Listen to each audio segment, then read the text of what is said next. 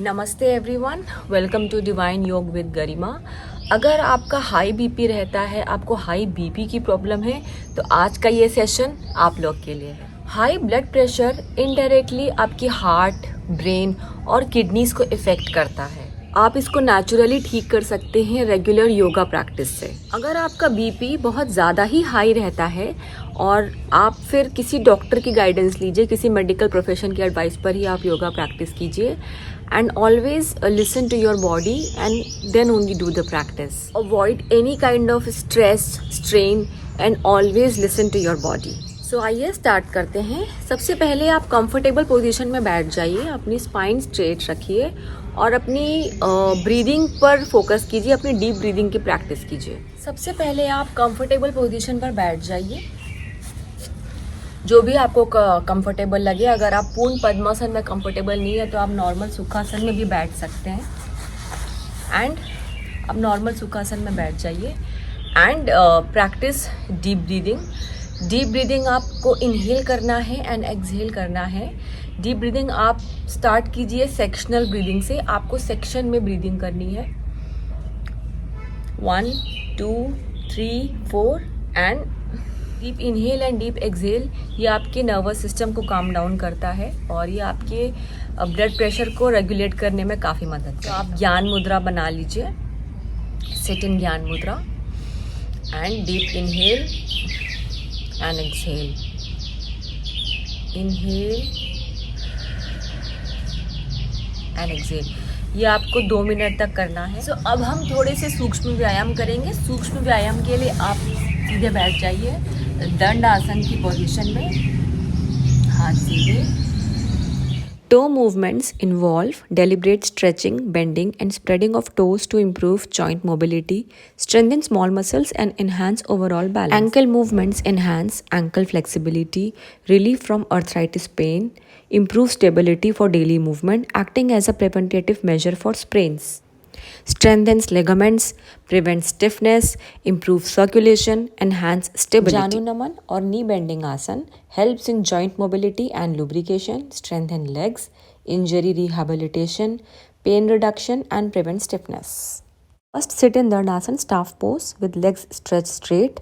Hold the right leg behind the knee with both hands. Inhale and straighten the leg without touching the floor, focusing on the knee joint.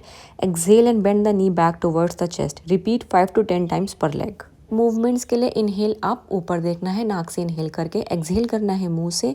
Exhale करके चिन को आपको अपने collar bone में touch करना है। ऐसे 3 rounds करने हैं एंड देन उसके बाद inhale centre and exhale. Make sure chin parallel to your right shoulder, उसके बाद टू योर लेफ्ट। फिर 3 राउंड्स आपको एंटी क्लॉकवाइज रोटेशन और 3 राउंड्स क्लॉकवाइज रोटेशन आपको करना है।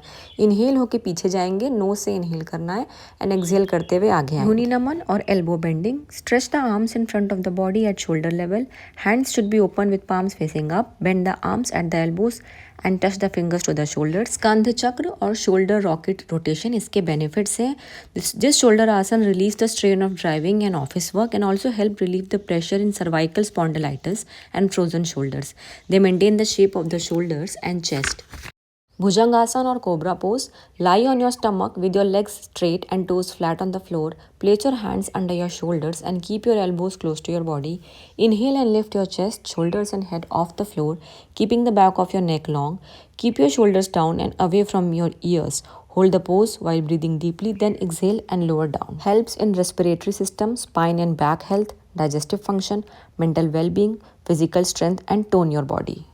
बद्ध कोणासन और बाउंड एंगल पोज, इसके बेनिफिट्स हैं deep hip and groin opening. It is very good for your reproductive and urinary health.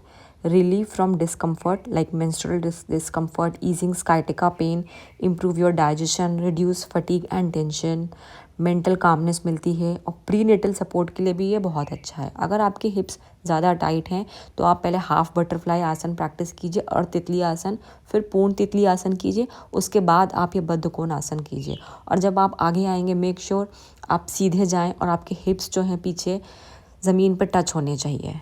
इसके बाद shavasana corps pose is a deeply restorative yoga pose that brings the body and mind into a state of profound relaxation. It calms the nervous system, reduce stress, anxiety and blood pressure. आसन है ये बहुत ही simple और easy आसन है और make sure आप breathing practice अगर आप स्टार्टिंग से करना चाहो, नहीं तो फिर आप आइडियली ये एडवाइस किया जाता है, ये रिकमेंड किया जाता है कि जो ब्रीदिंग और जो प्राणायाम होती है वो आसन के बाद होता है. अगर आपको लगता है कि आपका नर्वस सिस्टम काम डाउन पहले हो रहा है तो आप पहले भी प्राणायाम की प्रैक्टिस कर सकते हैं. डेली हैबिट्स आपको रोज़ लेके आनी है अपनी लाइफ में. थोड़ा सा सॉल्ट इनटेक कम कीजिए एंड योग प्राणायाम रोज़ कीजिए और डेली वॉक भी ज़रूर कीजिए and avoid any kind of stress, avoid any kind of strain in your body और प्रॉपर स्लीप लीजिए. प्रॉपर स्लीप एज इन आप 7 से 8 घंटे की स्लीप आप रोज़ लीजिए और कोशिश करिए कि आप डिनर 7 या 8 बजे तक, मैक्स टू मैक्स 8:30 तक का आप डिनर कर लें और उसके बाद 11 बजे 10 बजे कोशिश करें 10 बजे सो जाएं ताकि 7 आवर्स की आपकी स्लीप पूरी हो जाए. अगर आप लोगों को हाई बीपी के साथ अर्थराइटिस का इशू है, एस्थमा का इशू है, तो कई बार ऐसा होता है कि जिसको अर्थराइटिस की प्रॉब्लम है, जॉइंट्स में पेन है, तो काफ़ी सारी आसन, काफ़ी सारी प्रैक्टिसेस उनके लिए नहीं करनी रहे. तो ऐसी सिचुएशन में अगर किसी को कुछ प्रॉब्लम है तो आप मुझे मेल कर सकते. ये है मेरी मेल आईडी. इस मेल आईडी पर आप मुझे डीएम कर दीजिए कि आपकी सो एंड सो प्रॉब्लम है and I will send you the free PDF और रिकमेंडेड गाइडलाइंस कि आपको कौन से आसन करने हैं, कौन सी प्रैक्टिस करनी है, कौन से नहीं करनी है. आज के लिए बस इतना ही.